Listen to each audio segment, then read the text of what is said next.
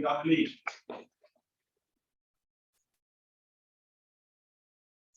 There's been tremendous growth in Charlotte and surrounding areas. Fortunately, there's been any previous disparities regarding financial equity and health. That also includes Charlotte here. So these are some current problems with inclusive preschools. So preschools that include kids with and without special needs, issues with eating, so sensory issues that the child doesn't like certain textures that the school provides, the child just doesn't eat all day. This isn't reported to the parents. I'm worried that if my child goes to school, they can't tell them what happened. So this goes with, for example, kids that are on the spectrum and nonverbal. So safety concerns for these families. School, there's too many school choices, so they don't know what's the right opportunity for their child. Another example is they just want the problem to go away. So for example, kids that have special needs getting kicked out of their school because of behavior issues, sensory issues. Parents, you've seen a lot of parents are trying to transition to homeschool because of these safety concerns and just providing that quality education for their child. My son came home with a knot on his head. So another big issue, obviously, safety concerns. These kids are nonverbal. The teachers aren't educated on these, how to provide the best interventions for the kids. So we're having issues. Who am I? My name is Dominique Arrington. I'm an occupational therapist, preschool administrator, U.S. Army veteran, yoga and Tai Chi instructor, mother of 3, and full-time entrepreneur. So I'm the owner of LiveLearnPlay Preschool. It's a nature-based preschool, and it's also intentionally inclusive. So it does include kids with and without special needs, whether or not they have a diagnosis. So we have kids that are on the spectrum, ADHD, learning disabilities, sensory needs, things of that. So these are some pictures from our school. We have animal-assisted interventions, which includes chickens and llamas. So kids interacting with the animals, those safety skills, multi-step directions. So can you, if I tell you feed the animal, groom them, and then we're going to do water, can you follow those steps? The therapeutic effects of being with animals. So just talking to them, whether that's affecting their mental health, also verbal communication skills.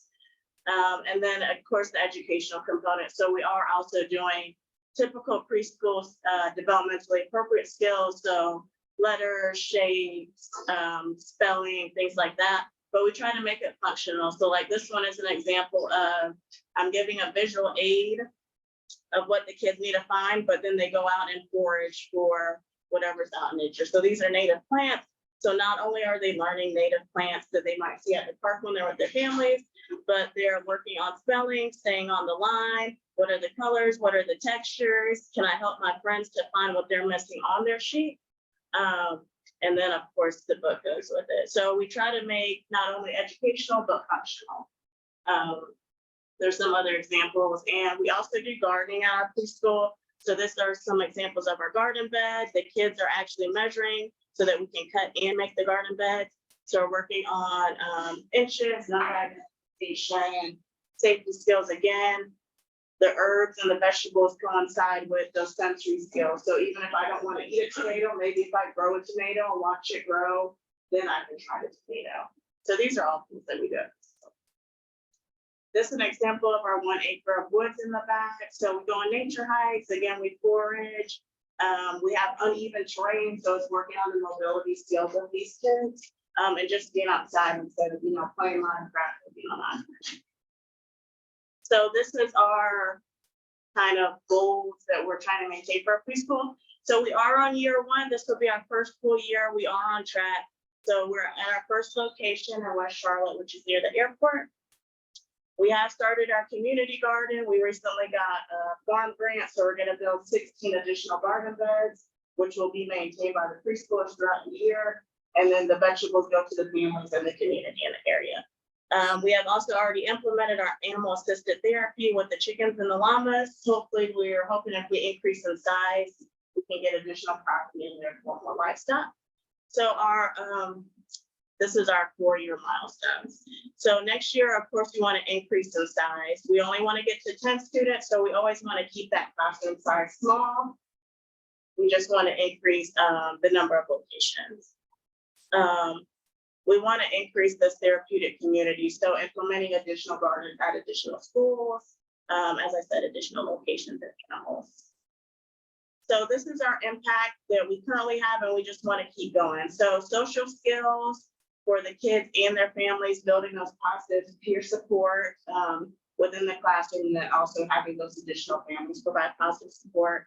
Being out with animals, mental health is super important to us. So we want to focus on the holistic aspect of the kids and their families, so mental and physical health, in addition to the education. We want to create lifelong learners and happy learners, happy little humans. Physical aspects, so just being outside, being in nature, and then connection to community. So whether that's being in the preschool and then additional resources on top of that.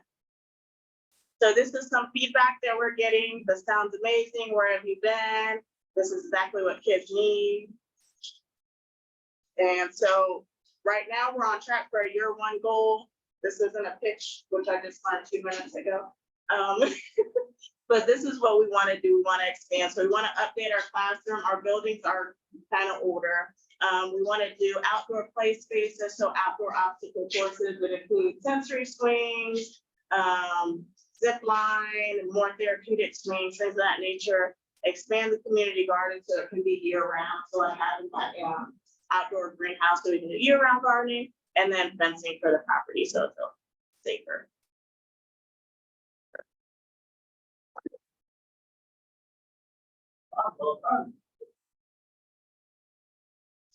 That was just a smidge over 6 minutes. So